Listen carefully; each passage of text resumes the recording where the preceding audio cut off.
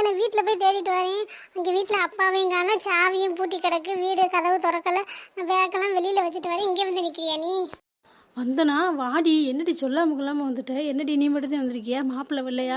வீடு அப்பா வெளியில் போனார். சரி ரேஷன் கடை கூட்டம் இருக்காது அப்படின்னு வந்தால் இங்கே சரியான கூட்டமாக இருக்குது. சரி வீட்டில் போய் என்ன ஒன்று போகிறோம், சும்மா தானே இருக்கோம்னு நினைக்கல நின்றுக்கிட்டு இருந்தேன். சரி வா வீட்டுக்கு போகலாம், இவ்வளோ கூட்டமாக இருக்குல்ல, இன்றைக்கி வாங்க வேணாம், இன்னொரு நாள் நான் வாங்கிக்கிறேன் வா.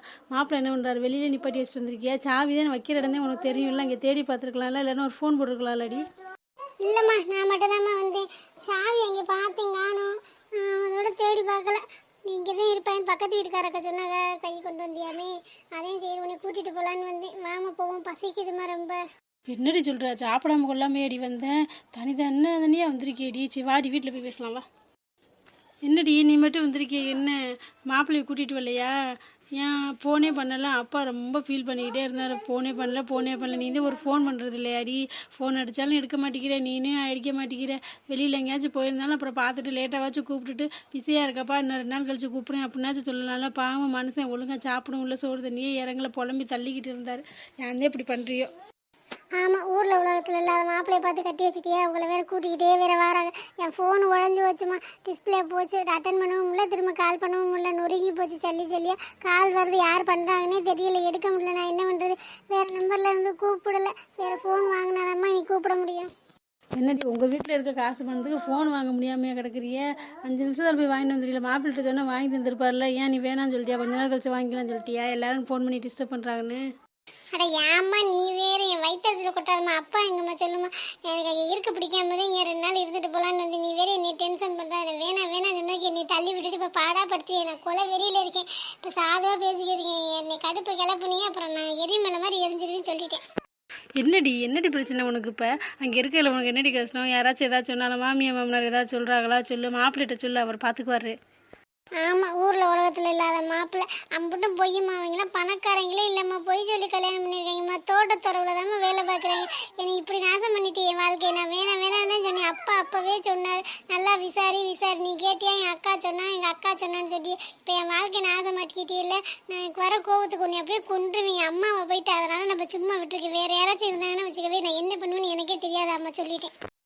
ஐயோ என்னடி சொல்கிறேன்? இல்லையடி, அக்கா நல்லா விசாரிச்சு தாண்டி சொன்னா. அவள்கிட்ட நான் 1008 தடவை கேட்டேனே.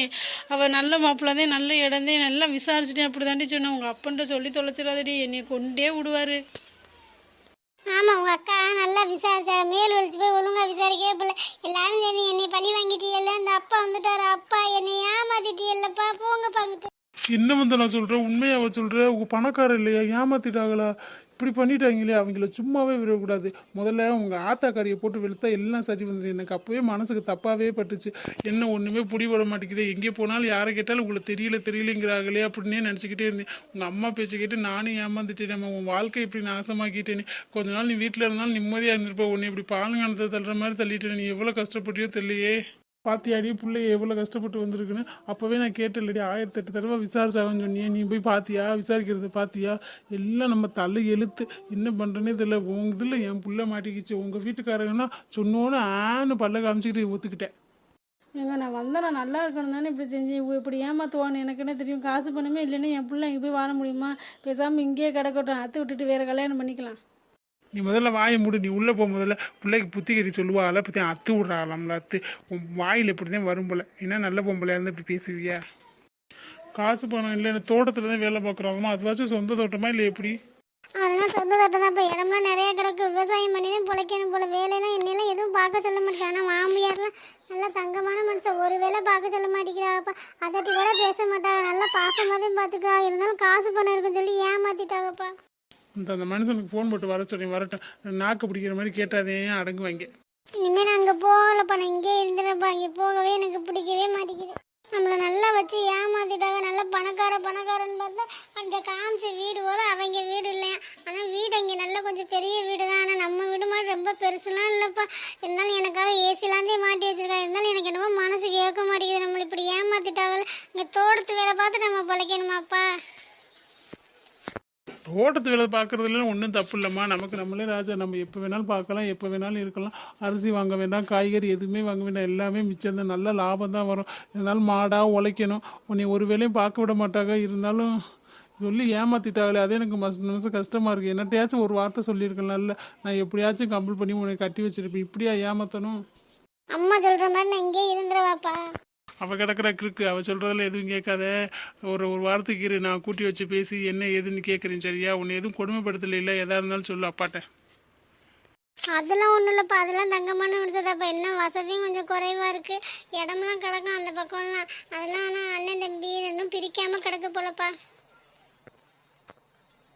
சரி விட்றா, அப்பா உன்னை செட்டில் பண்ணி இடம்லாம் கிடக்கல, அதை பிரித்து அப்பா உனக்கு நல்ல வீடாக கட்டி தரேன்டா. என் மகளுக்கு செய்யாமல் நான் யாருக்கு செய்ய போகிறேன்? இவள் பார்த்த வேலை, இவள் பேச்சை கேட்டு நான் ஏமாந்துட்டேன். சரிப்பா, எனக்கு ஒரு மாதிரியா இருக்குப்பா, நான் போய் சத்த படுக்கவா?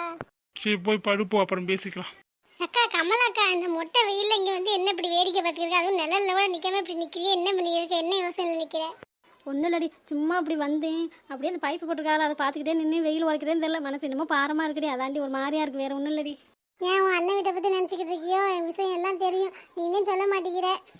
எனக்கே தெரியாதுடி, எனக்கே இந்த பக்கத்தில் தான் சொன்னாங்க. அதுக்குள்ளே இப்படி ஊருக்கே தெரிஞ்சு அண்ணன் ஒரு வார்த்தை கூட ஃபோன் பண்ணி சொல்லலை. இப்படி போய் மருமகளை பால் கிணத்துல தள்ளி விட்டு, சரி நல்ல இடமா பார்த்து கட்டக்கூடாது, இப்படி ஏமாற்றி விட்டாங்களே. அதை நினச்சி தானே மனசு கஷ்டமாக இருந்துச்சு. வீட்டில் அவர்கிட்ட சொன்னால் அவர் உனக்கு தேவையா அப்படின்னு சொல்லிடுவார். அதனால தான் இங்கிட்ட வந்து மனசு வெறுப்பாக இருந்துச்சு. அப்படியே நின்று என்னதான் அண்ணன் வீடு நம்மளை ஒதுக்குனாலும் பாசம் இல்லாமல் போயிருமாடி. அதை வேணா சொல்லுக்கா, பாவம் பிள்ளைய கொண்டு இப்படி தள்ளி விட்டாங்க. எல்லாம் உங்கள் அன்னிக்காரி பார்த்த வேலை தானே. ஆனால் தோட்டம் தரவுலாம் நல்லா நிறையா இருக்கா. மனுஷன் நல்ல மனுஷன் தான். நான் காசு பணத்தை சொல்லி தான் ஏமாற்றிட்டாங்க போல. பொண்ணை ரொம்ப பிடிச்சிருக்குன்னு இப்படி கட்டி விட்டாங்களோ என்னமோ தெரியல. ஆனால் நல்லா தான் வச்சுக்குவான்னு நினைக்கிறேன். என்ன பண்ணுறாங்களோ தெரியல. வந்து நான் இங்கே தான் வந்து இருக்காளாமே 2 3 நாளா. ஆமாடி இருக்கலாம், போய் பார்க்கலாம்னு நினச்சேன். ஆனால் நான் போனேன்னா என்னமோ நான் வந்தனால தான் எல்லாம் குடிமுடிக்கு பேசிக்கிற மாதிரி பேசுவாங்க அண்ணி. அதனால தாண்டி போகலை, பயமாக இருக்குது. போவோம், இன்னும் 2 வாரம் கழிச்சு கூட போய் பார்த்துட்டு வருவோம். இப்போ போகலன்னா. ஆமாக்கா, பொருட்காட்சி போட்டிருக்கலாம், இனிமேல் போவோமாக்கா?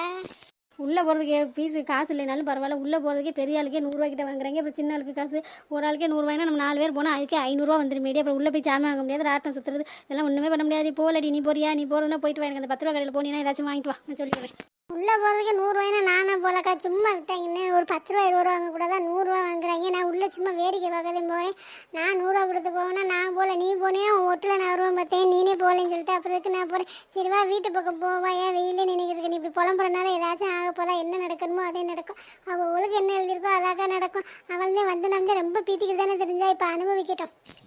எல்லாருக்கும் அவங்க கர்ம விடாதுக்கா. எல்லாம் பிடிச்சதே தீரும். நம்ம என்ன பண்ண முடியுமா? போவோம்.